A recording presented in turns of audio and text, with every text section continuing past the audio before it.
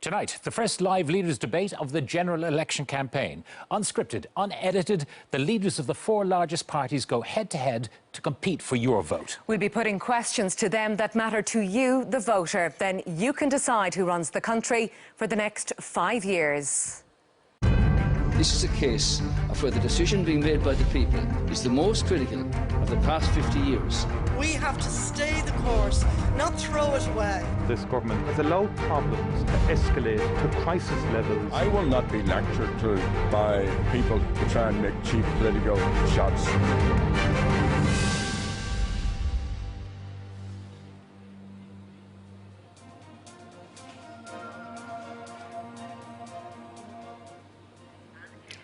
Hello and welcome to the Leaders Debate.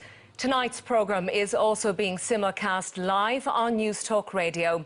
For the next hour and a half, we'll be putting questions to four leaders who hope to become Taoiseach or Taoiseach after the votes are cast 2 weeks from tomorrow. Now, the standing positions and order of opening statements has been decided by drawing lots. We're going to do our best to make sure that all four get an equal amount of time to speak. But this is a debate, so microphones are open at all times and you're all invited to interject as appropriate. Well, first, a 60-second opening statement from each party leader, starting with Joan Burton. I grew up in a working-class home where money was tight and hard work was valued. I was lucky enough to get a good education. I was given opportunities and I took them. I want every child to have the same opportunities. Our country has been through a tough time, but now we can make Ireland a great place to live, work and raise a family. To seize that opportunity, we have to make the right choice on election day. Do we stick with the plan that's working or gamble on an uncertain future? This election is about the next 5 years. Labour is central to providing the stable and balanced government our country needs. We will strengthen the recovery and use our strong economy to build a decent society. Thank you. And thank you, Joan Burton. Well, next is the turn of An Taoiseach and leader of Fine Gael, Enda Kenny. Fáilte over fad. Good evening, everyone watching at home. Your hard work has seen us through a difficult time. Now our economy is recovering.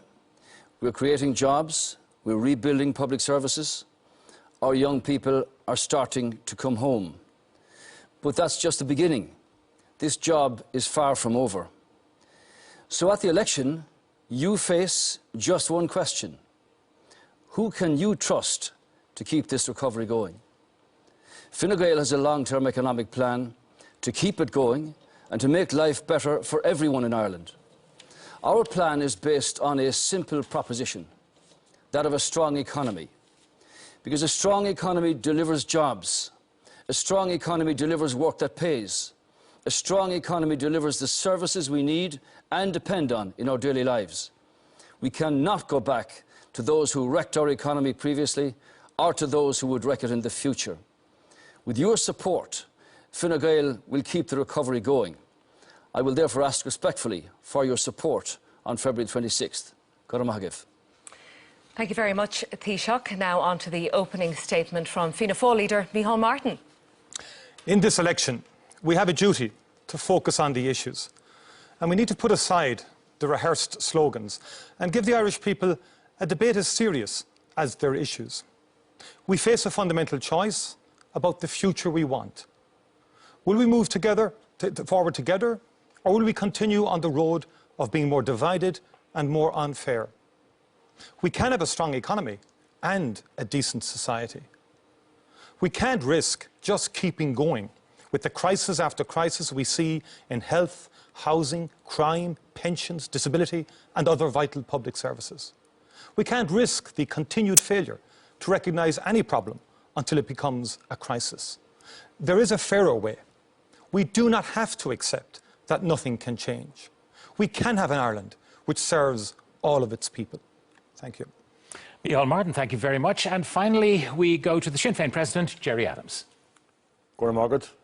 The women and the men of 1916 envisaged a republic where people are citizens, not subjects. Phoblacht, but will Carta ag Dini. Sinn Féin believes that citizens have fundamental rights. Instead, Fine Gael, Labour and Fianna Fáil have brought chaos to your lives. They have no plan for a sustainable or a fair recovery. They're committed to the reckless policy of boom and bust. In this election, you, the citizen, have a choice between a new government, which will build a rights-based society, or one that rewards the golden circles. Sinn Féin is in government in the north. We're looking at a mandate to be in government here also. The peace process is one of the big achievements of modern Irish history. Sinn Féin has delivered on that. We want to deliver also on the promise of the 1916 proclamation. Enda Kenny says this is the best place in the world to do business in. Sinn Féin is more ambitious for our people. We want in Ireland, all 32 counties, to be the best place to grow up in, to grow old in, to enjoy life in. And for the first time, folks, there's an opportunity to elect a progressive government. Tá sé an am a vótáil de Sinn Féin. Gerry Adams, thank you very much. Now, we're going to address different issues throughout the programme tonight, throughout the debate, and we thought we might start on taxation. And Taoiseach, I'll start with you, because one of the most publicised of your policies in the manifesto is the abolition over the period of the next term of the USC. That means forsaking maybe €4 billion. Can we afford to do that? Yes. Our proposals for tax would be that every worker in the country will be better off at the end of the programme. Our programme is to create 200,000 new jobs, to bring back 70,000 emigrants who were driven out because of economic circumstances. So the abolition of the universal social charge, a penal tax introduced by Fianna Fáil, is a tax on work. And our priority with the Labour Party for the last number of years was to fix our finances, create jobs. The burden of taxation is too high on people. So what we will do for every middle-income earner and every low-income earner, we'll reduce the level of taxation to 44%. And for everybody else, just under 50, those who earn most will pay most. Our focus and priority is on the middle-income and lower-income workers. We've proven that in the last two budgets with reductions of the USC at the lower level and increases in the minimum wage. I know it's not a popular thing to do, but to say the higher earners will have a clawback of 5%. Why? I mean, they were charged the USC as an emergency measure. Why should they be charged this clawback? Was it that the politicians were embarrassed when people like Gerry Adams pointed out that ministers and Taoiseach and Taoiseach would be better off, much better off, with the USC being abolished? Well, they will pay a 5% clawback over 100,000 because they earn more.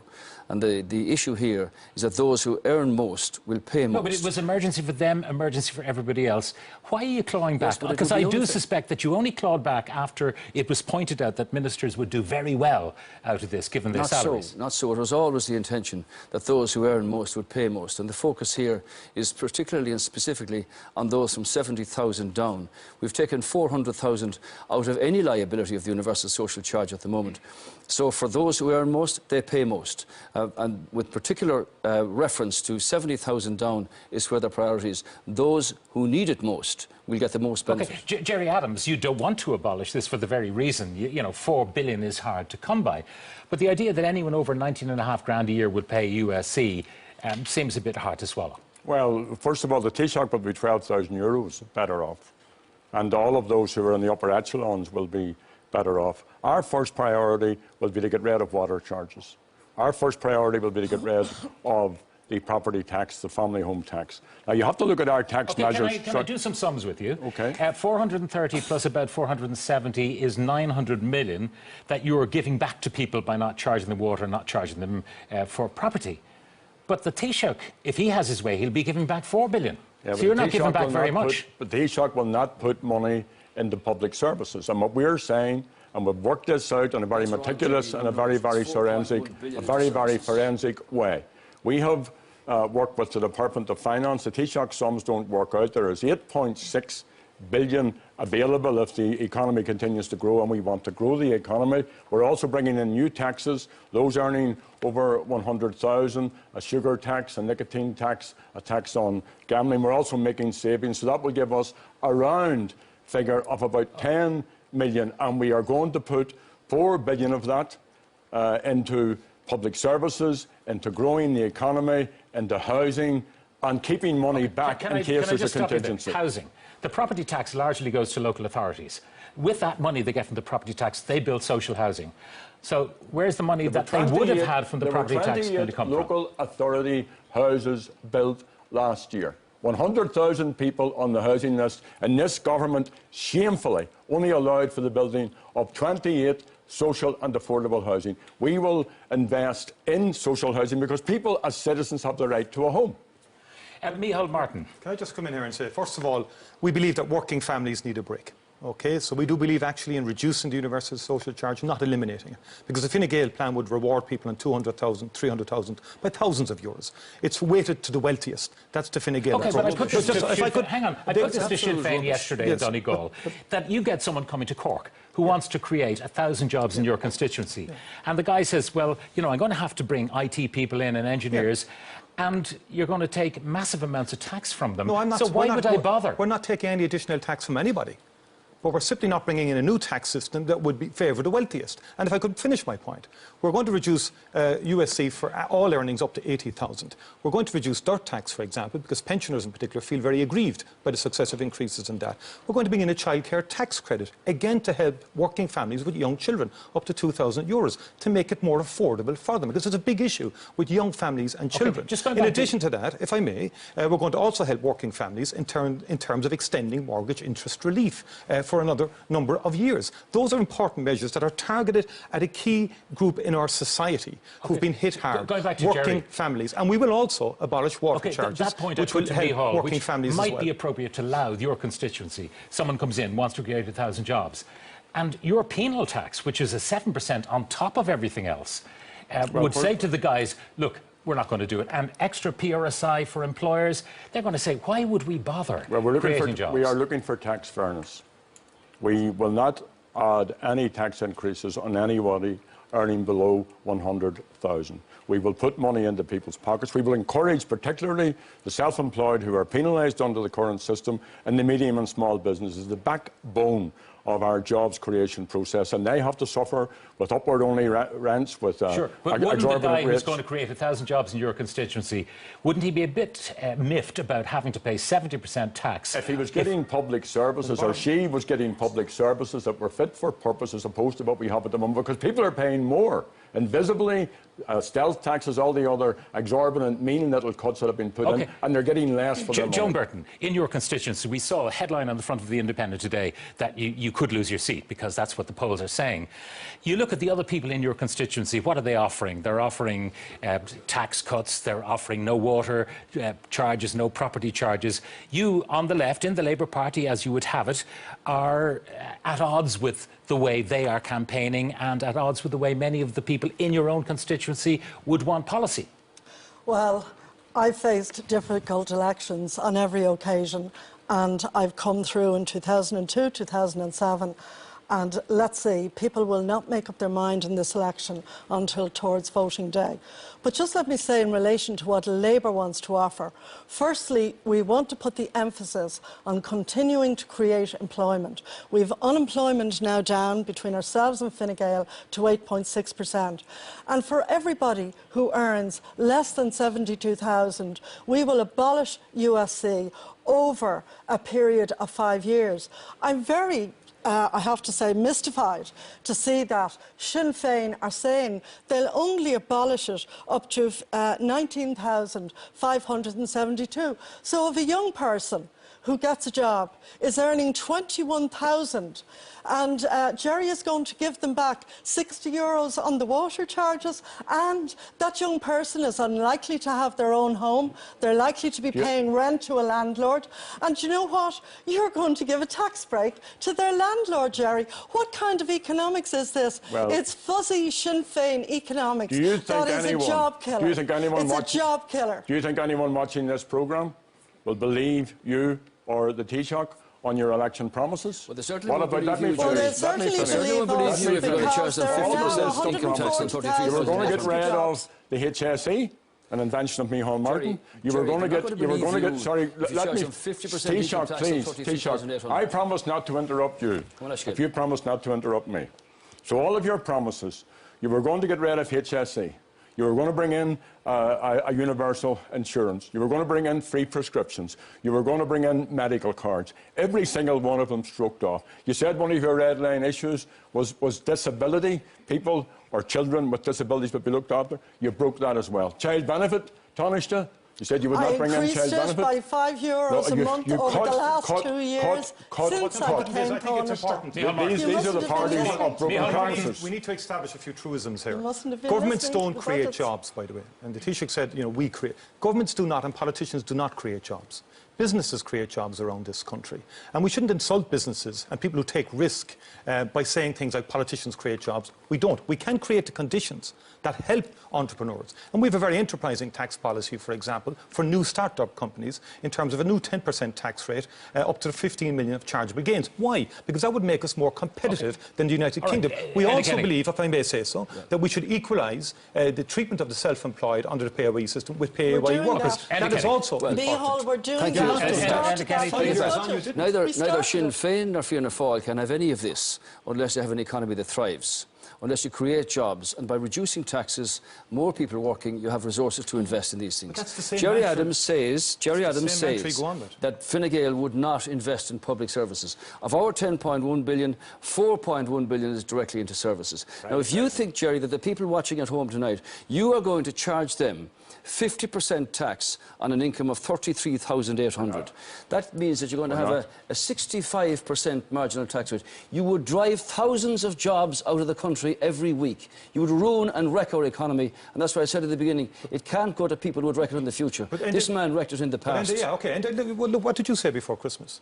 You said you wanted Ireland's personal tax rates to be the same as the United States. Where did I say that? Well, you said it to the media beforehand. I have a quoted here. One of the things we have to reach out to is to make personal tax rates competitive with Britain and with Australia and with Canada and with the US. And the Irish people understand what that means in terms of the decimation of public services. We believe in a 2-to-1 split. We're saying invest in services more because you keep going on. You keep going on about a strong economy, Taoiseach. But people can't wait anymore for the health service, for the crisis. We get the point, Micheál Martin. Taoiseach, crime and so on. This man's party drove 250,000 young people out of the country. I would have been back 70,000 by the end of 2021. They're working in countries now where they're paying less income tax, less marginal income tax than here. We are not competitive in the way that we should be. So if we can reduce taxes by abolishing the USC, we relieve that tax on work, we have more people in the workplace, therefore we have more to invest in the employment of teachers. I would say that our plan envisages 10,000 extra public servants. We need to be clear that low and middle income families need to see the back of the USC that Fianna Fáil brought in as a second income tax at the height of the crisis. The crisis, gentlemen, is over. And now we're building the country. And I heard Micheál talking there about the HSE. We have put in over 900 million in 2015 into the HSE. We've brought in another 500 million. When Micheál set up the HSE, he was always one report away from making a better HSE. But he never succeeded. Hang on, guys. Statement you've just made. I want to HSE. One second here. No, Micheál, we're coming to that right now because Colette wants to handle questions on House. OK, we're going to talk about. All right, no. OK, just one. Very quickly. Under Sinn Féin, average workers will have a marginal tax rate of 30%, and those earning under €100,000 will have a marginal tax rate of 50%. They will also have public services. All right, just very quickly, and then we're going to move on to talk about health. Very quickly. The HSE director has said that 2016 will be the worst year in a decade for the health service, and that you underprovided it by 150 million. That's what the individual said. You doctored his report. Not true. And also what was revealed last week, Taoiseach. You just said it again. You repeated the untrue about 10,000 extra public servants. In health, for every new nurse appointed, some other person has to be made redundant. All right, we're going to talk about health now. OK, Micheál, if you just bear with us now one moment, we're going to talk about health. Joan Burton, the Labour Party has been in government for the last 5 years. This week, in a hospital in Galway, a 95-year-old man spent 56 hours on a trolley. That's more than 2 days. Are you responsible for that as government? That shouldn't happen, and the HSE that Micheál established and left as fast as he could is responsible for the actual management of our hospitals, and no elderly person should be on a trolley. So, Colette, we have to change our system.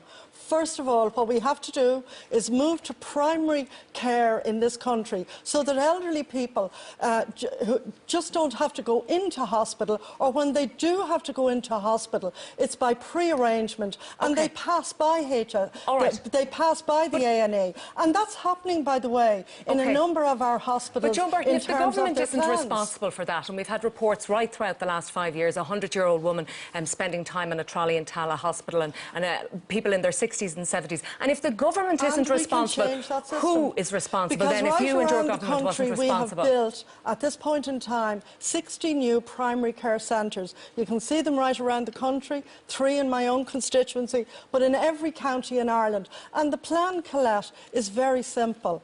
It's to ensure that people, instead of going to an acute hospital for things that could be treated at the local level in primary care centres, and when an elderly person is in hospital, we have vastly improved the fair deal so people can get a bed within 4 weeks, and that means that we can free up more hospital beds. But the charge, Joe Burton, to the Labour Party is that you made pledges and promises back in 2011, and you said you would protect the most vulnerable people in society, and that you have broken those promises. Your party colleague, just let me finish, your party colleague, Pat Rabbitte, is on record as saying that's what politicians do during elections. He admitted that politicians make promises that they don't intend to keep, that they break. And the last time Fianna Fáil were in government, they destroyed over 300,000 people who lost their jobs. And what the Labour Party did was promised,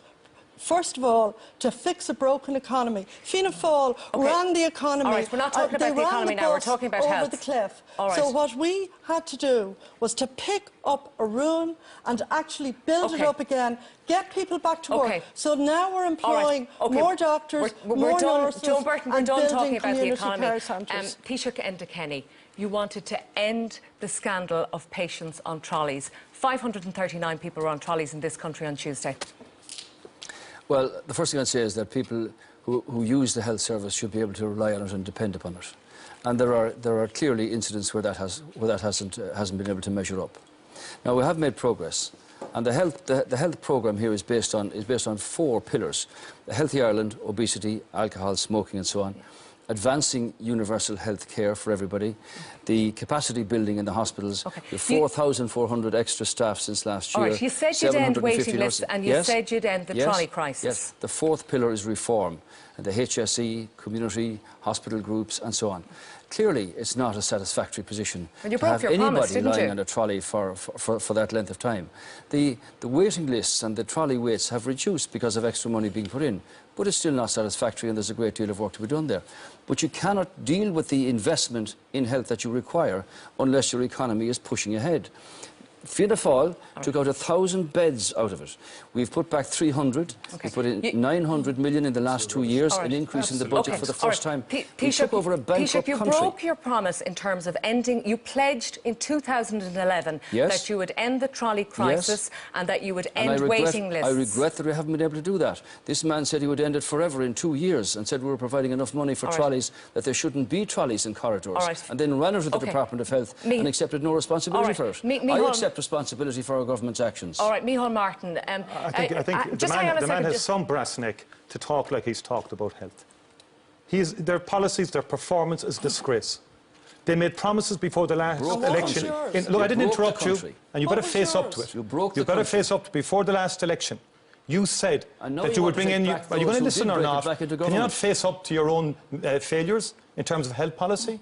When you said you'd bring in universal health insurance, you told me day after day in the Dáil that it was on target, that it was going to happen, and Leo Varadkar at the 11th hour said it's not going to happen. You fixed the figures in terms of the waiting list. 300 consultants. You said, Taoiseach, you're interrupting non-stop because you can't face the truth. Facts. Waiting lists, you changed it to 12-month waiting target, 15-month waiting target, 18-month waiting target. And what happened? They broke every one of their targets. They took medical cards from the sickest children in this country, and they took medical cards from chronically sick people. Okay, you were Minister for Health yourself. You weren't recently there when Fianna Fáil unveiled its own health policy. Were you afraid of facing tricky questions about your own record in the Department of Health?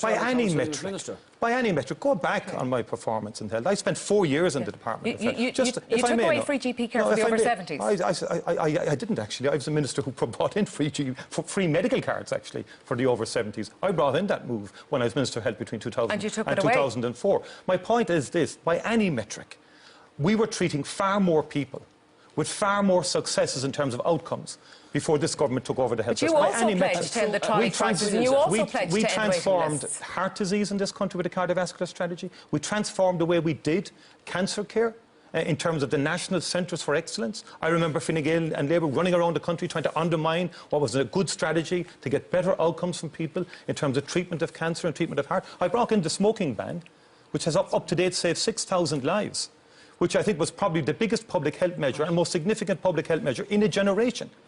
And the Taoiseach, before the last election, knew the situation in the country. He went ahead without having a clue of what he was talking about in terms of universal health insurance, and we find out 5 years later that it's not possible. And my final point is this. The Taoiseach is saying that they're going to bring in free GP care in the next 5 years. They promised that Fine Gael did 5 years ago and didn't implement it. And Leo Varadkar has now said it's not implementable just in terms because we don't have enough GPs. I want to get Jerry Adams in here. You want to throw more money at the health service. No, we don't, Claire. Yeah, we will put more money into it, but you see, where we differ basically from these other parties, these parties have broken promises, is that we are for a universal health care system. So as a citizen, you have the right, from birth to the cradle, to a wrap-around health service paid from in progressive taxation. And what we would say, if you arrive at a hospital, you should be looked after according to your health needs, not according to your wealth. And we have costed this. It's a detailed plan. There isn't an election. But you've no record on health, do you? I mean, only up the north, and there's hospital closures and bed closures in the north. There is not the same crisis that there is in this state. And here's the other thing, and we must all remember this. These folks had a choice, as Micheál had a choice. They get rid of 1,700 hospital beds. They get rid of 7,500 health workers. And the money that they had, where did they give the money to? To the banks. Even a fraction of the billions they give to the banks would have made a huge difference to health services. OK, I just want to talk about medical cards. I just want to make a point to you, because there was a U-turn on the medical cards. Just let me make this point here. No, just let me ask you about medical cards first. 20% down on this day last year, and 20% lower than when Micheál Martin last. You've broken every record in terms of trolleys, waiting lists, and what have you in health. The biggest mistake you made is you appointed James Riley as Minister for Health. That was the biggest mistake you made, because it's widely acknowledged that the system became chaotic under his remit. Chaotic in terms of governance of the health system and in terms of how he dealt with people in the service. And that's why morale is so low. In his proposal for health, Fianna Fáil proposed to spend 230 million extra a year. The government have already put in 300 million a year, and we're committed to 500 million a year for each of the next 5 years. We have more GPs with contracts with the HSE than ever before, and more GPs in the country. There's a crisis in rural I might ask the Sinn Féin leader over here. I understand in his proposition is to recruit 230 obstetricians in 5 years. Now, we train 10 per year. Do the mathematics there for me, Jerry, please. No, see, I'll deal with our propositions. We will employ 6,000... Well, I have to read it. Sorry, well, that's good that you're reading Sinn Féin policy. It's a pity you don't pay any heed to Sinn Féin policy, because you don't believe Taoiseach. You see, what you... OK, no, I want to get Joan Burton in here. Joan Burton, just let Joan Burton talk. Just let Joan Burton talk. Jerry Adams in this debate seems to be arguing in the context of the austerity that his party is presiding over in the north at the moment. What's happening in the north at the moment, as you said yourself, Colette, is that hospitals and hospital services are being cut back, staff are being let go and subject to voluntary retirement agreements and forced retirement if they don't agree on a voluntary basis. All right, I just want to ask you, just bear with. Can Jerry Adams be to lecture to the three of us. May I say this to Micheál Martin? He does deserve credit, absolute credit, for the smoking ban, Micheál. I will say that. But what this government has done, what myself and Enda have focused on equally, is the whole thing of making our population healthier. And this is what the primary care centres are about. Joan Burton, on the issue of medical cards. You guys sacked Roisin Shortall because of her commitment to primary care centres in disadvantaged areas. You left her hang out to dry. It was a milestone in how Labour was acting in the government. You should have stood by Roisin Shortall, but you shafted her, and she wanted to put primary care centres into the most disadvantaged areas in the country. All right, just one speaker at a time. Just one speaker at a time. Just sorry, Taoiseach. Don't be so petty. And we give you credit for that. Don't be so petty. You were in government, but then you ran out of the department. Well, how did I run out of the department? What kind of nonsense? What kind of silly talk is that? Look, Can we talk about the future? Sorry. What's very interesting Can I just ask you, Micheál Martin, if you ended up in a coalition with Fine Gael, OK, would you like one of your own TDs to be given the health portfolio? Would you be afraid of that? Absolutely. I'm committed to health. I went into health twice. Before the 2002 election, and I went in afterwards to finish through the National Health Strategy, which was quite transformative in terms of how health was dealt with in this country, particularly in terms of heart disease, and go out and ask heart specialists about the transformative nature of that. OK, just before we finish. I wanted to make a very important point. The real problem here is the disconnect of government. Enda Kenny doesn't listen, and that's why problems became crises. So, for example, we spent 2 years saying to Enda Kenny, 2 years we said, there's a problem with discretionary medical care. Young children aren't getting it. All right, OK, just before we go to a break, All right, Taoiseach, OK, nobody can hear you at home. You're all talking over each other. Taoiseach, just before we go to break, can I ask you, do you regret asking people with severe illnesses and disabilities and people with Down syndrome and motor neuron disease to justify their need for a medical card? I think that issue about the medical cards is one that we could have done without. I agree that many of these cases, Colette, were absolutely sensitive, and I'm glad that that matter has been rectified. I'm glad that, and put it this way to you, we cannot have a health service or any other health service that we aspire to unless we have an economy that's driving forward. And that means creation of jobs, because it's all about people. This man closed 1,245 beds in the hospital regime. We're going to move on now, guys. We're going to move on. They have to wait for better services. That's what you're saying. They have to wait.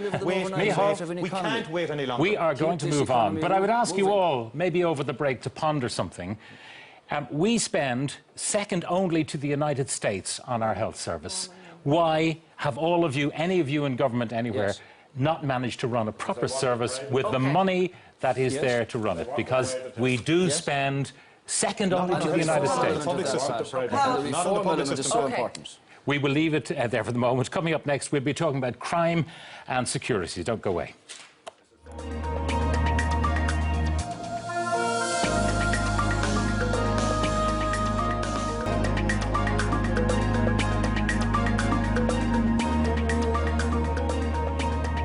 Welcome back. This is the Leaders Debate, live on TV3 and on News Talk 106 to 108. There's an extended Tonight programme with Ivan Yates and guests. That's happening on this station at 10:30. But we want to move on now to crime and security. And I want to go to you, Gerry Adams, because you are at odds, if you like, with the others in terms of the Special Criminal Court.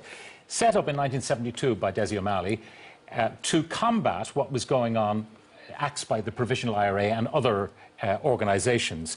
And the suspicion is that that's really at the heart of your objection to the Special Criminal Court. Not at all.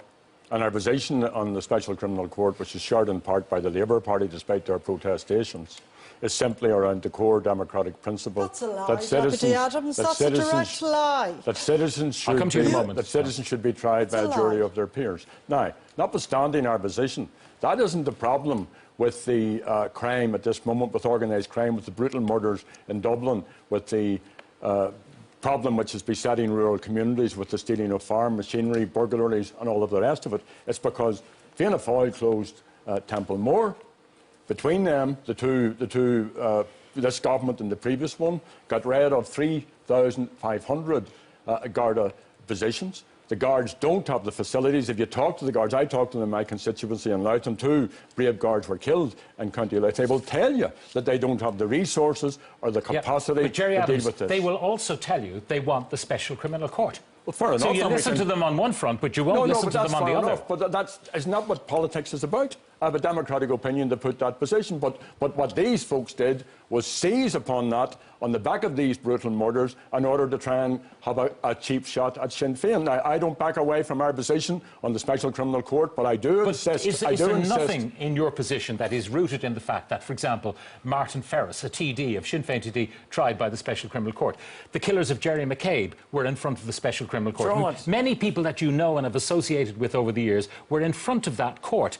And, you know, the suspicion is that that's where your rooted objection to it lies more than the democratic principles. Notwithstanding the injury and the death caused to those families, and my family also have suffered injury and death, notwithstanding that, this is about the future.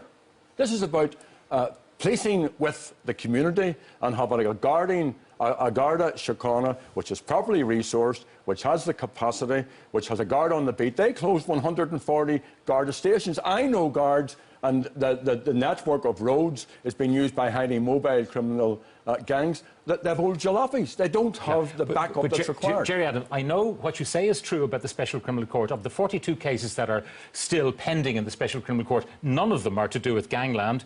And with the exception of Gilligan and Meehan and a few others, the Dundons, they didn't appear before the Special Criminal Court. Have I not given you my position on that? I'm not going to change my position because it might be not the popular thing to do. What we have to do is to tackle organised crime. Okay, but organised crime can't be tackled. We'll come to that in a moment. But there's one further point, Jerry Adams.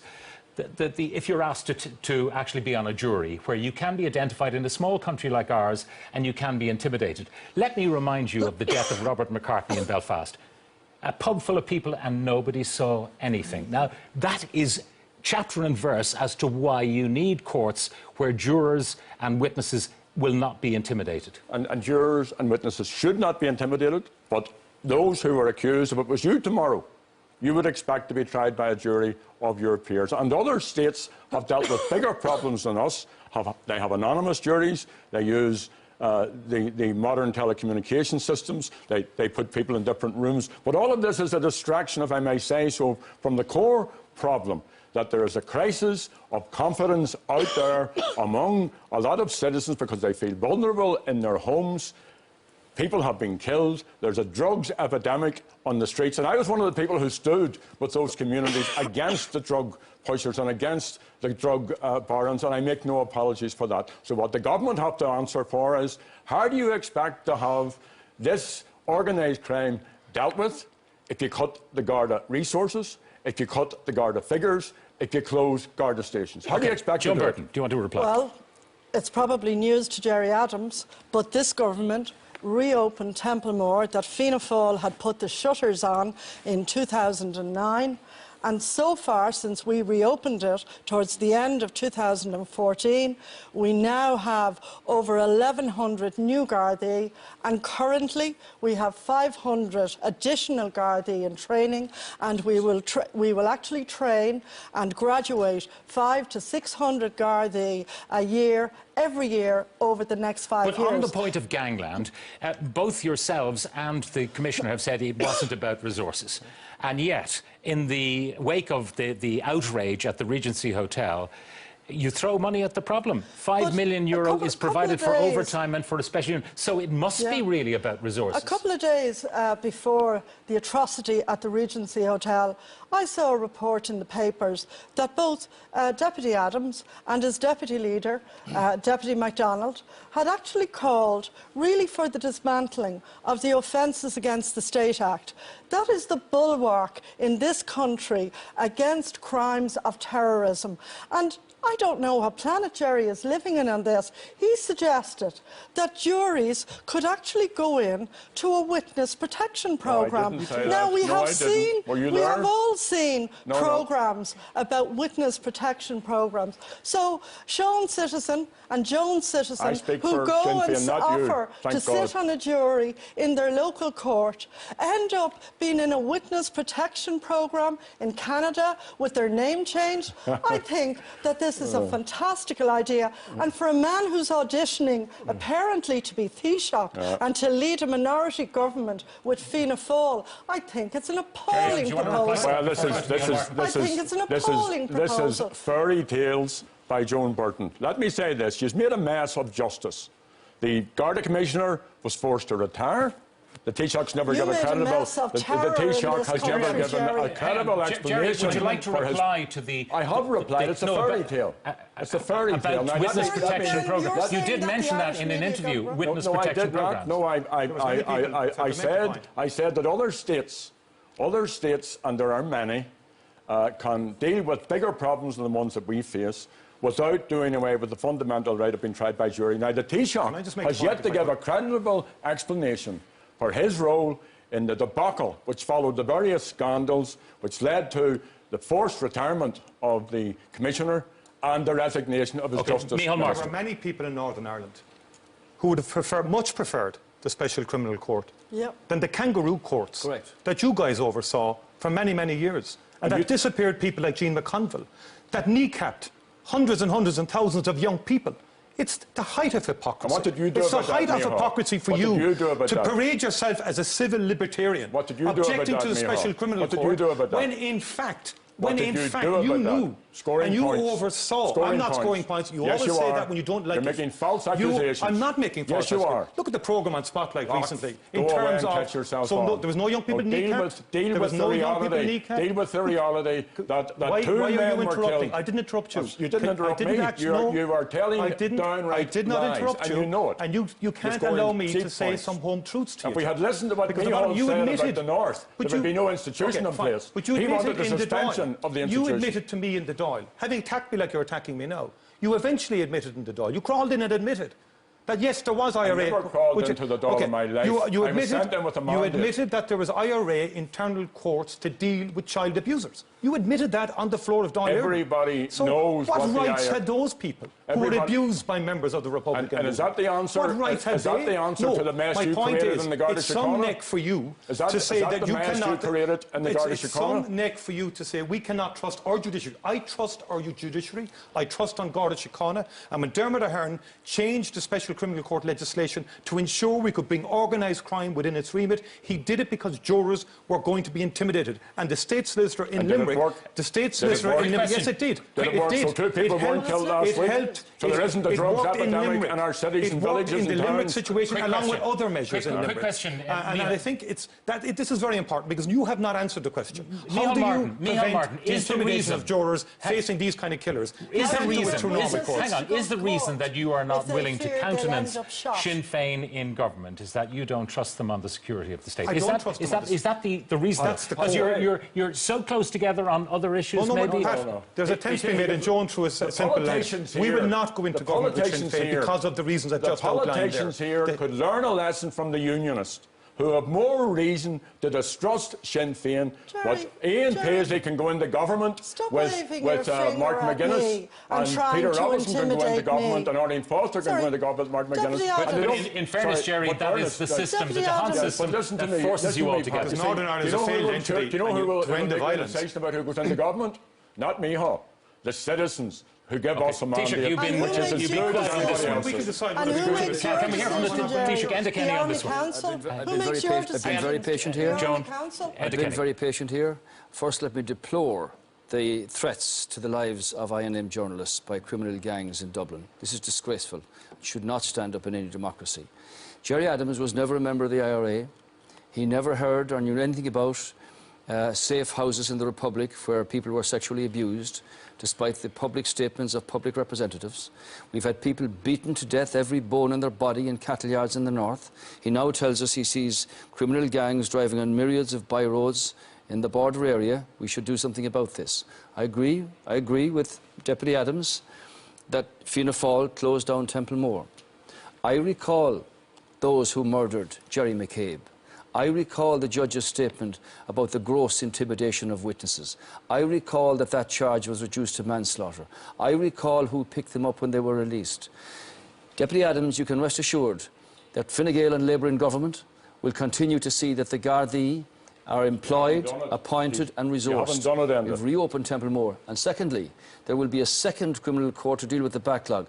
We cannot tolerate this. Jerry, you have a story to tell, and you're not telling the truth about lots of it. You, Taoiseach, have not told the truth of your government's record of broken promise after broken promise after broken promise. Well, and not least... I could agree with you here in this sense that explain about the debacle. Explain about the debacle. Fianna Fáil funded 50 vehicles. Last year, the government supported 720 new vehicles for Gardaí. Look, just go, put Taoiseach, 200 the million problem, on the table so that they could upgrade their the problem is you're systems, totally disconnected. You're not knocking on any doors at all. It's obvious. You closed down Temple Moor. Yeah, and you kept it going for 4 years. But you kept its closure going for 4 years. In your programme, you kept the moratorium going for 4 years. Not only that, here's something else for you. I mean, you also said that Gardaí should be turned out of Temple Moor quicker than they are. And you also put in that it should be 500 Gardaí you'd like to see trained, whereas we're turning out 6 and we'll continue to do that. We're saying we should go to a strength of 15. But can I just say to you, Taoiseach, that if you had spent the money, 56 million on overtime last year, on new Gardaí working regular hours, you'd have had 1,000 extra Gardaí on the street. Well, we've had the Garda Inspector's report, which has recommended that over 1,000 Gardaí could be released on duty, and I think that's something being worked on. And secondly, the government have committed now to the appointment of 300 specialist civilians so that Gardaí doing duty in offices can be released also. And we've set up the Special Criminal Bureau. CAB is there for many years following the tragedy of the shooting of Veronica. But yet there are guys driving around in Maseratis that CAB hasn't touched. Why not? Yes. Well, operational matters are for the Garda Commissioner. Whatever the Garda Commissioner requires, the government will provide. We will put an end to this. Micheál Martin, you have suggested a new serious and organised crime unit. It's as if, like, the first series of Love-Hate went out when you were in government. Yeah. You know, this is nothing new. No, so you didn't do it then. Well, we did actually, in terms of the Limerick gangs and so on. That was a very successful operation, putting a lot of people behind bars. I agree with the Taoiseach in terms of this has taken a sinister turn in terms of the threats to the journalists and the Irish Independent. This is a direct attack on our state and on our society. You threaten journalists,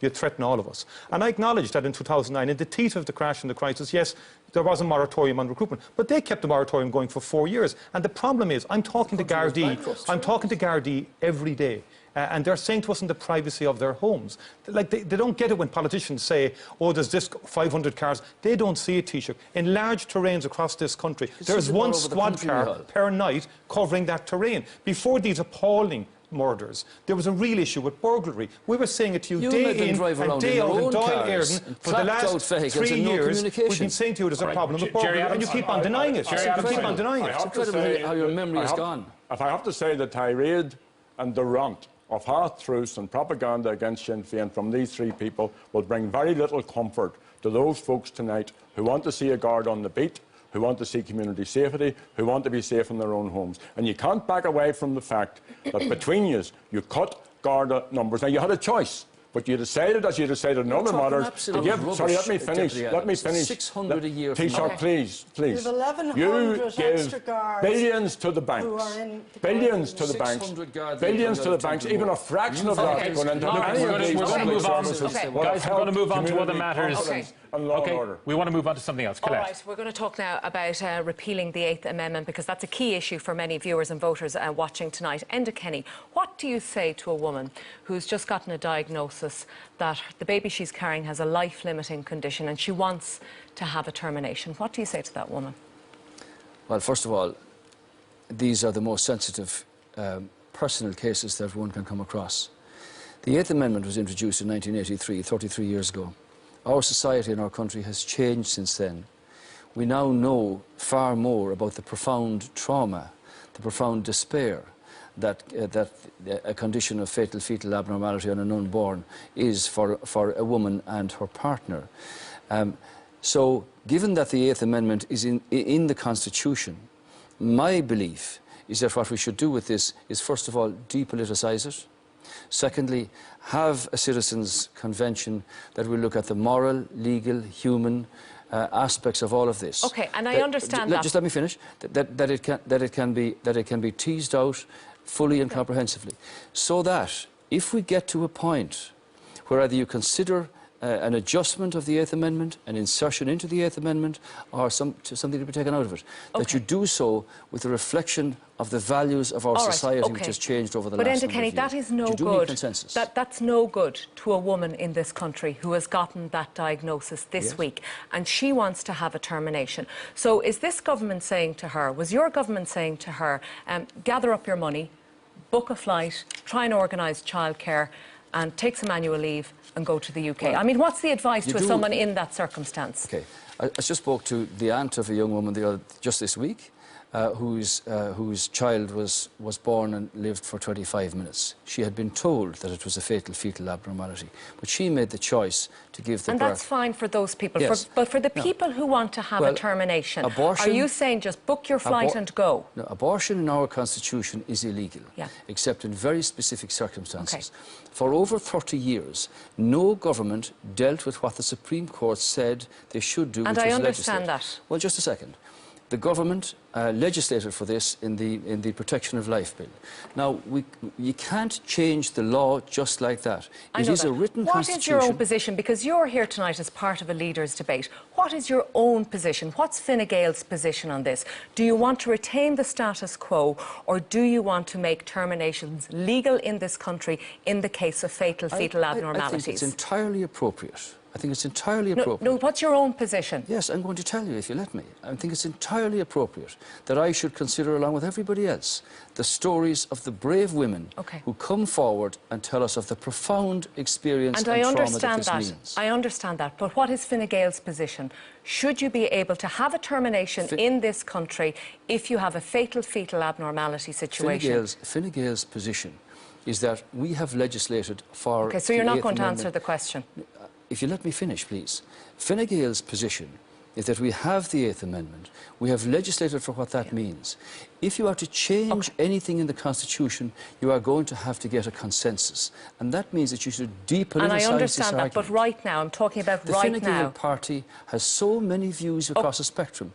And what I did say, that following the Protection of Life Bill, engagement with an expert group, full consensus or discussion among the Oireachtas, and then make the decision. The same will apply with society. Let me move on. I just want to get everyone in here. Micheál Martin, you said before you didn't want to go there on this subject. Will you go there tonight? What's Fianna Fáil's position? But Fianna Fáil, first of all, we have freedom of conscience within the parliamentary party. So each individual, when this scenario is presented to them, or when any proposal to amend or to change the Eighth Amendment... But you're not campaigning for a referendum, are you? We're not promoting the idea of repeal of the Eighth. I actually think the slogan repeal the Eighth is too simplistic for a general election. I have a lot of experience of the issue, having brought through one constitutional amendment back in 2002. It does actually need very considered thinking in terms of the moral, ethical and legal. I would prefer a judge-led commission to be fed into an Oireachtas committee, which has happened twice before and actually did produce results. But Micheál most Martin, I want to recently talk to you about that particular scenario that I put to Enda Kenny. So the current position where a woman who has a baby with a fatal fetal abnormality and she wants to have a termination. What's the advice? Book your flight and go? Well, obviously it's up to each individual family in that situation to have to make a decision within the current parameters of the law. And I'm not going to advise an individual family in terms of what is an appalling and very traumatic situation. But if I could say to say this, that obviously it would need to, if one was to facilitate fatal fetal abnormalities, and I understand where people are coming from. I've met the parents there. You'd have to change the Constitution. The legal opinion is that you can't do it by legislation alone. And the Labour Party's position on this is very clear, because you have committed, Joan Burton, haven't you, to having a referendum if you get back into government within 18 months. And you want to legislate, and you're in favour of terminations in the cases of fatal fetal abnormalities. So that would suggest that there's a division between yourself and Fine Gael on this issue, and yet you're asking our voters and our viewers tonight to re-elect you, and yet you're not singing off the same hymn sheet on this one. When we went into government with Fine Gael, the X case and the ABC cases, particularly where the mother's life was in danger, was something that the courts had said that Ireland needed to legislate for. Through discussion and very detailed advice being obtained from legal and medical people, we actually were able to identify how to deal with that. And although we had been talking about this for 30 years... No, can I set out the Labour Party's position? No, but you're asking the voters to re-elect you, so what do you think of Enda Kenny's position and Fine Gael's position? Can I, just as a mother, speak about this? You asked both of the men there to speak about it, so can I speak about it as a woman and a mother? I've known people affected by fatal fetal abnormality. Some have elected, as the Taoiseach said, to carry the baby to term in Ireland. Others have been forced to leave Ireland and have a termination elsewhere. That was the 20th century solution for Ireland. I believe that we need a process, and so you don't agree with Enda Kenny's position on it then? The Labour Party's position is very clear. In the case of fatal fetal abnormality, we would like to see the matter go back to the people, and we would like to see the people. But you want to be re-elected in coalition with Fine Gael, and they have a different position to you. To repeal the Eighth Amendment. All right, I just want, in the interest of fairness, Jerry Adams, what is Sinn Féin's position on this one? Because you didn't have a position, did you, when Claire Daly brought her bill before the Dáil? Well, first of all, a woman who is affected with a fetal abnormality who wants to go full term should do so, and that is her right. Sure. But a woman who doesn't want to go full term should have the right to have a termination. At the time when that motion was put to the Dáil, we didn't have a position, but we went and listened to people who have gone through this trauma, and we went to our Ardèche, and our Ardèche endorsed a position which is to amend the Eighth Amendment and to bring in legislation. That's the responsibility. We're the lawmakers. We should be bringing in legislation. What about Deputy Peadar Tobin, one of the Sinn Féin TDs? He's Conservative on this issue. I wouldn't say he's Conservative on the issue. He's his own position on the issue, and he's entitled to do that. But the party authority in Sinn Féin is the RDF, which meets every year and deals with all of those issues. And that was brought forward. It was debated out. It was also debated, incidentally, in the Assembly yesterday. And there was a very, very sensitive debate on the Assembly on this issue too. All right. Does it make you uncomfortable talking about this, Taoiseach? Not at all. It does not make me uncomfortable. As I said, our society has changed. But if we're to deal with the Eighth Amendment, I think there's a consensus that we need a process by which you can get to a point where, if you can put this to the people, how do you reflect society's values in the Constitution? Just another point to ponder for all of you. Someone comes into your clinics on a Saturday morning, someone in distress, they've had an abortion in this jurisdiction. Would you call the ambulance first or call the cops? You would absolutely call the ambulance. And then would you call the cops? Someone's broken the law. No, you don't know what the circumstances are that gave rise to it. You would actually provide the woman with the medical care and attention she needed. And there is hardly a hospital in Ireland which looks after pregnant women and women who've delivered who wouldn't actually provide that treatment. OK, all right. We have a very caring springs to mind. Anyway, we'll move on. There's a Tonight Show special at 10:30. Ivan Yates and guests will have analysis and reaction to this debate. But coming up next, we'll be talking about where you live. Stay with us.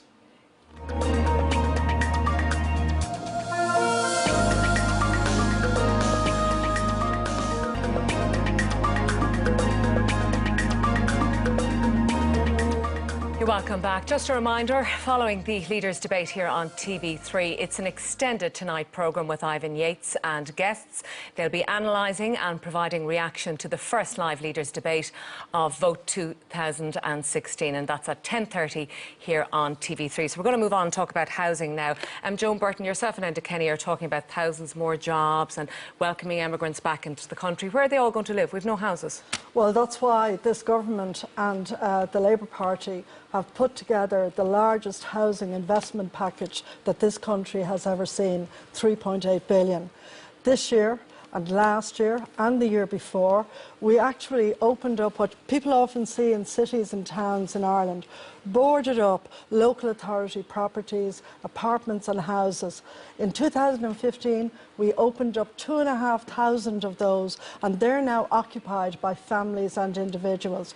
We've also created a system of 2-year rent freeze, which we believe will actually help renters in the market. The charge is, Joan Burton, that this government has presided over the biggest housing crisis in decades in this country. It was on your watch. Well, the biggest housing crisis has its roots in the decision by Fianna Fáil, by accident or design, I'm not sure which, to actually end the tradition of local authorities building houses. And basically that died.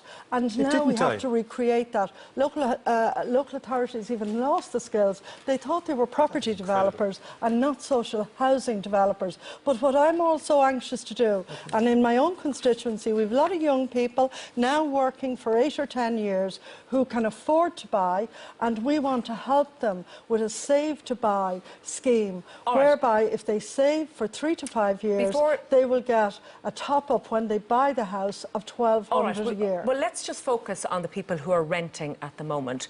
When Fine Gael and Labour came into government in 2011, there were 16,000 properties to be rented. That's according to daft.ie this week.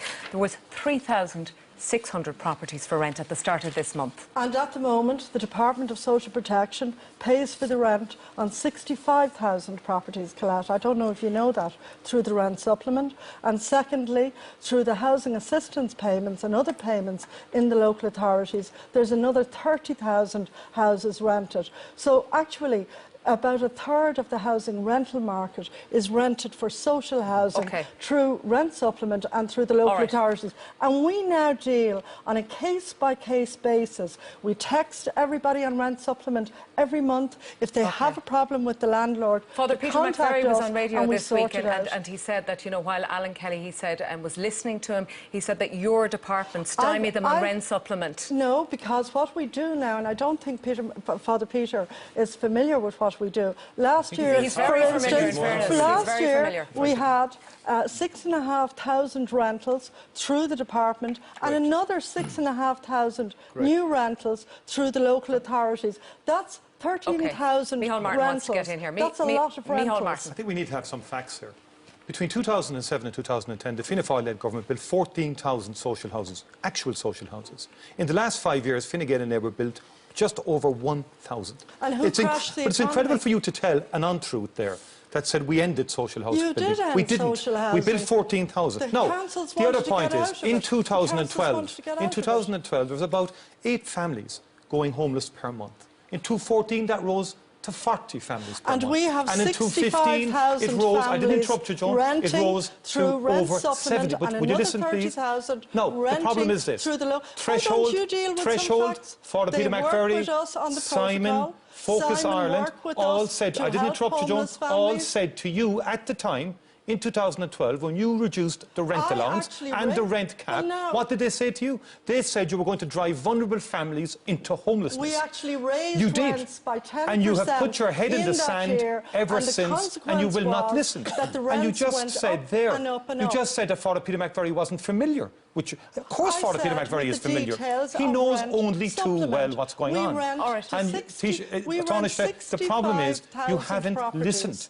You haven't listened over the last 3 years. It was only, and you go and knock on doors and people are saying to us they're offended. They're offended by the level of homelessness. That's saying, no, the bottom line is this, we built more social housing than you did. And the developers in the good old days, and councils it would be far better if you listened to those at the coalface who are telling the story. It's not the source. Micheál Martin, I want to read you out something that was on the front of the Evening Echo newspaper, a Cork newspaper, in the last couple of days.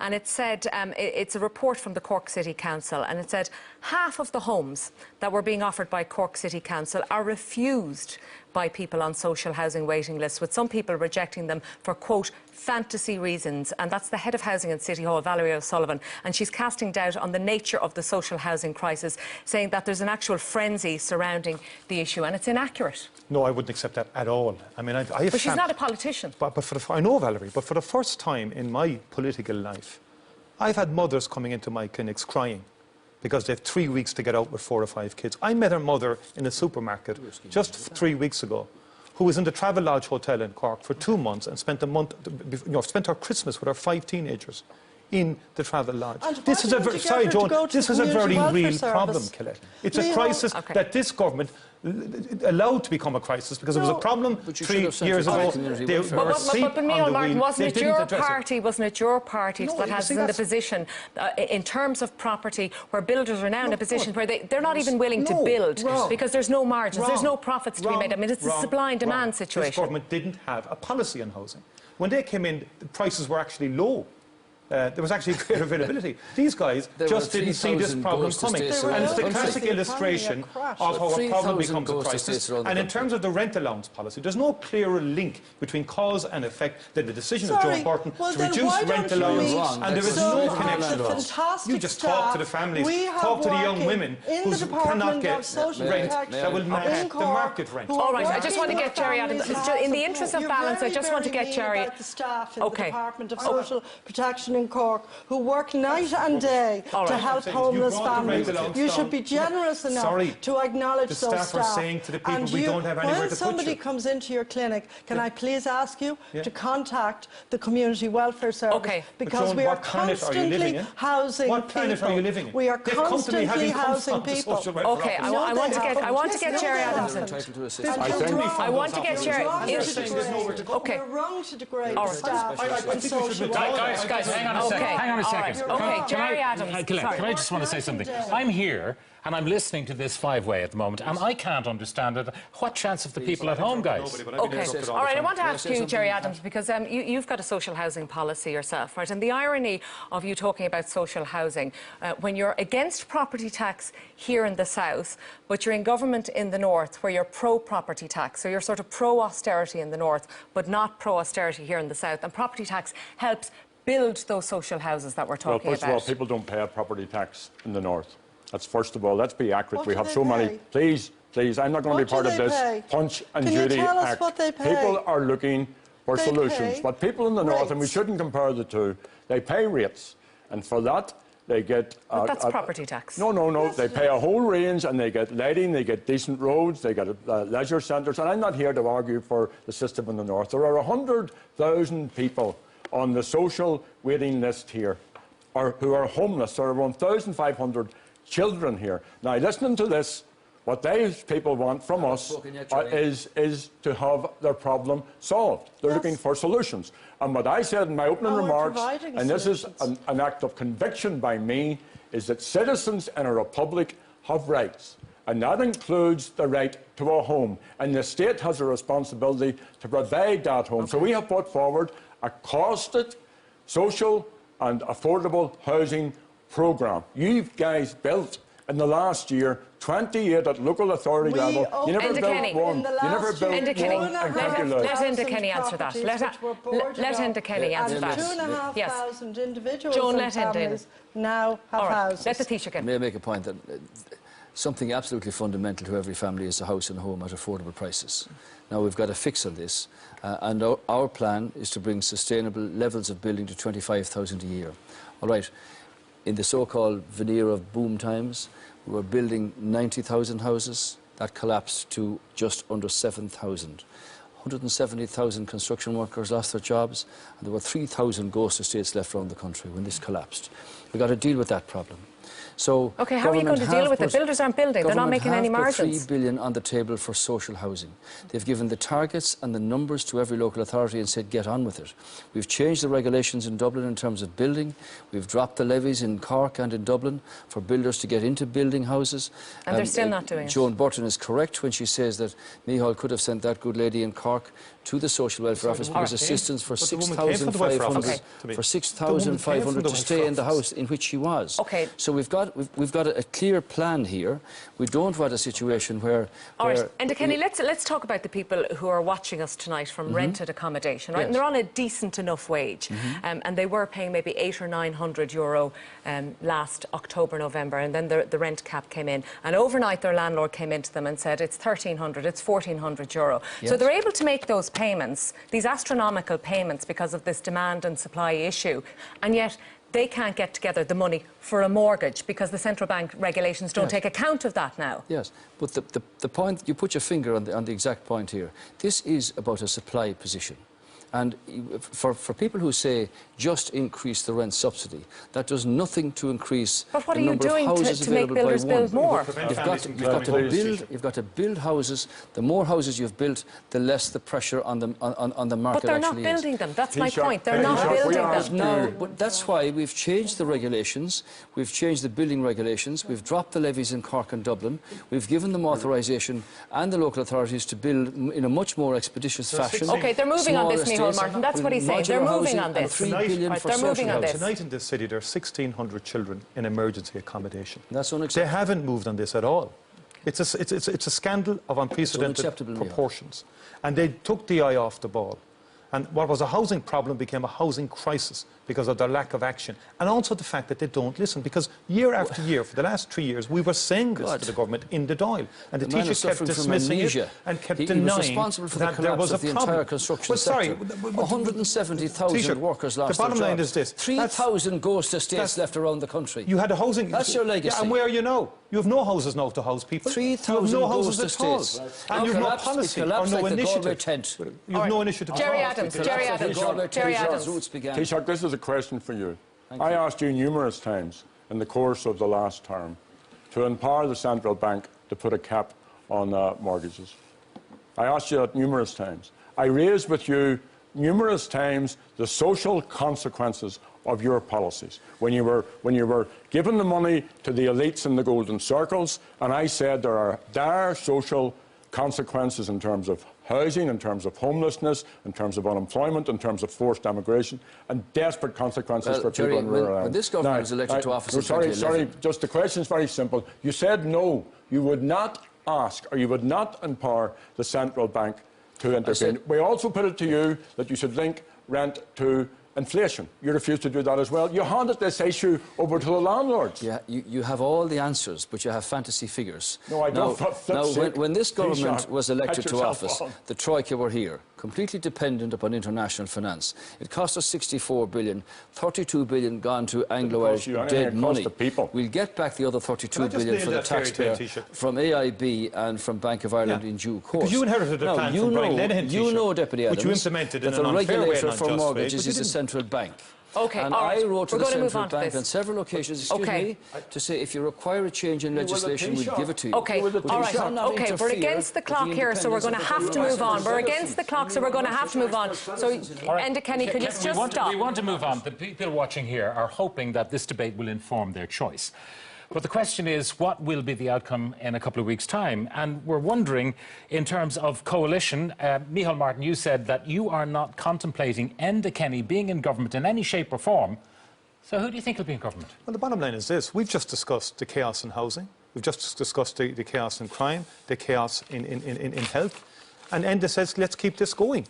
I'm saying the last thing we can do is keep this going. Okay, but look at the, hear me out, polls. 35, 40 seats for Fianna Fáil. I'll deal with the polls. If it's going to be you, who's with you? But you're dependent on the polls. The problem with the polls is, look at the British election. All 11 polling companies got it wrong. All 11 polling companies. A small enough margin. 6.5%. Exactly. 6.5% more for you would not get you into government. 6.5% is a huge margin, which would have huge influence. 6.5% would not get you into government without some help from Jerry or Joe. We won't be going in with Sinn Féin, but there's a further point here, Pat. There's a further point here. That not only was it a mistake, did they get it wrong, the debate was skewed insofar as no one ever discussed the Tory majority in the British election. The BBC apologised afterwards for talking about coalitions and so on like that. We should learn lessons. Okay, but if Enda Kenny's not in government, do you anticipate that you will be leading a government if he's not? We're putting a choice before the people, because the people are entitled to a choice between a Fianna Fáil-led government and a Fine Gael-led government, which looks after the wealthiest. We have made it clear we're not going into government with Sinn Féin under any circumstances. And we're not going to government with Fine Gael. How about Labour? And then it depends. We've said anybody else in terms of other parties and other individuals who share our principles. Jerry Adams, you said that you would contemplate Fianna Fáil, for example, but only if your party was the lead party in a coalition. See, what Micheál did, he made a mistake by making his party entirely irrelevant, and then he's been clawing back and he's trying to pay, teasing with these different issues about who he may be in government with. We're very, very clear. There are 96 candidates in this election who have signed up to a right to change, including 50 Sinn Féin candidates in 40 constituencies. The first phase of our project is to get as many of those people elected as possible. But you're not willing to coalesce as a minority partner. That is a bottom line. We're not going to do what the Labour Party did, sell the people out. Okay, speaking of the Labour Party, Joan Burton, number one, you've got to save your own seat. You've got to save your party to be in any fit shape to join in a coalition. Do you have reservations about going back, as you had in the past, to Fianna Fáil? This, Pat. There's a fault line in this debate tonight that runs down the middle of the studio. Myself and the Taoiseach have got 140,000 people back to work, kick-started the economy, invested in new schools, put 3.8 billion into housing. Bravo. And the gentleman opposite, Bravo. well, bravo for the work of our people. And don't be so snide and cheap about the Republic. Joan, can I just ask you this? Look, they see Jerry Adams doesn't understand the Republic. No, but he sees nothing good about this country. Pause for a second and answer this question. The people are great, Jerry, including those who voted for you and who you let down. The Progressive Democrats fell apart. Wait till we see what you do in the North and after a coalition with a Wait till major we see. partner, the Progressive Democrats went. The Green Party decimated after a partnership with a major partner. You are in government with Fine Gael, and many of your supporters would say it's that association which has lost you numbers. Why would you want to stay with the people who are hurting your party? I'll tell you why. Because this government has created a recovery through the sacrifices of people in this country. Now, this election is about the next 5 years. And I know, standing talking to people with their little children beside them in the hall of their homes, they want a future for their children. Correct. The gentlemen opposite don't offer a future. All they see is everything being wrong. Now, the Labour Party has also brought a vital balance to this government. Can I go to the Taoiseach now? We can now make a future for this country which will get everybody who wants a job into a job by 2018. That's our plan. Joan, and we will work together. If we take the polls, all of the polls that are predicting what's happening, there is no way that Fine Gael and Labour at the moment can make up a government on their own. The bookies are saying that the most likely stable government that can be formed is Micheál Martin's party and Enda Kenny's party. And they're offering 13 to 8, which is tight odds now. We've actually come full circle here. Our slogan for this election is keep the recovery going. You can't have houses, schools, teachers, Gardaí, nurses, doctors, unless you have an economy that's thriving. And when Micheál says keep it going, I'm talking about keep the recovery going that everybody can see. Of course it's not all around the country. Now, the question for the people is this. The question when they go to vote with their Pan Louis and their pens, when they go to vote, who are they going to trust to mind this economy in their interests? And it is the people who deserve all the credit. Are they going to go back to a party in government that wrecked our economy, that lost 300,000 jobs and forced emigration on 250,000 people? Or are they going to say to a government that comes from two different persuasions, but that fixed this country's finances and is putting our country back to work? And I would say this, with Eamon Gilmore, the Taoiseach before, Taoiseach Joan Burton, the Fine Gael and Labour Party have worked in the interests of all the people of our island. I know the kind of country we can have, but I would respectfully ask them to consider this very carefully. So you're not contemplating any coalition with, even though it might be the stable bloc, your two parties, who only have an ancient civil war between you. Let me just say this much. My final comment is this is no time to mess around with uncertainty and instability. Fine Gael and Labour will bring stability and clarity and accountability. I want to nail the fairy tale that they delivered recovery. In 2009, 2010, the toughest decisions were taken in terms of financially correcting the recovery. And Joan Burton and Enda Kenny voted against every one of those measures and are now claiming credit for the impact of them. You inherited a plan from Brian Lenihan, a 4-year plan, which you implemented it, but made it more unjust and unfair. People would think you're trying to create 2016 as year zero for Fianna Fáil. You have a history, and it's a pretty... wrecked our country. They did not deliver the recovery. People understand that. It's the knowledge and skills of the people. Jerry Adams, please. And we don't want to keep this going of the housing crisis, health and crime. Fianna Fáil created the mess. Fine Gael and Labour perpetuated it. Now, they've had their chance. Since the state was founded, since partition. This is the first chance for a really viable Republican alternative. I'm appealing to people to vote for those in the right to change and to vote for Sinn Féin in every single constituency. Can I ask you, Jerry Adams, this, because this is important. If there are reservations about your party, the economy is what the government parties are trying to say. You're not good on the economy, not safe on the economy. OK, but you have a voting strength at the moment. It looks like 17, 18% in the polls, all the different polls. And yet only 13% would support you to run the economy in another poll. So it means that a third of your own voters don't trust you on the economy. Well, let the people have their say on election day, because they've tried this and they've tried that. and both of them have failed the people. Give us a chance, and we will not make one promise that we won't keep. Can I ask you? Can I ask you all this? We have the bottom line here. Gerry Adams will not go into a government unless they are the lead party. No, hold on, Pat.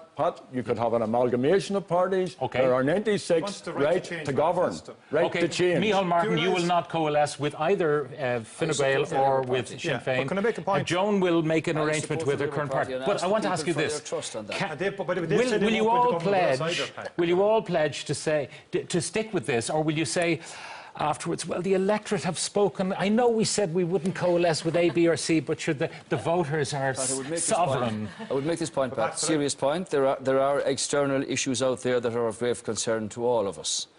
This is not a time for instability. This is not a time to put together an amalgam of different parties that are not capable of dealing with the challenges of the future. So you're sticking with your conviction at the moment? My proposition to the Irish people is to vote Fine continue. Gael and vote Labour. We cannot continue with the chaotic performance of this government in terms of public services and our lack of investment in public service and commitment to them. We're seeking a mandate to be in government. We are in government in the north, and we wouldn't even have a government in the north if we listened to these folks. All right, and finally, we want to be in government here if we're given a mandate. I don't want to see a Minister for Education saying what the Sinn Féin Minister for Education said to students studying to be teachers, that unfortunately Sinn Féin would not be able to provide teaching jobs in the north. Not a lot of love ahead of Valentine's Day here, Pat. No. We have to leave it there. Our thanks to Joan Burton, to Gerry Adams, to Enda Kenny and to Micheál Martin for joining us this evening. I hope you'll join me tomorrow morning. We'll be discussing all of this on News Talk from 10, News Talk 106 to 108. Next on TV3, the Tonight programme with Ivan Yates. He and his guests will cover reaction and analysis of this leaders' debate. Good night. Good night.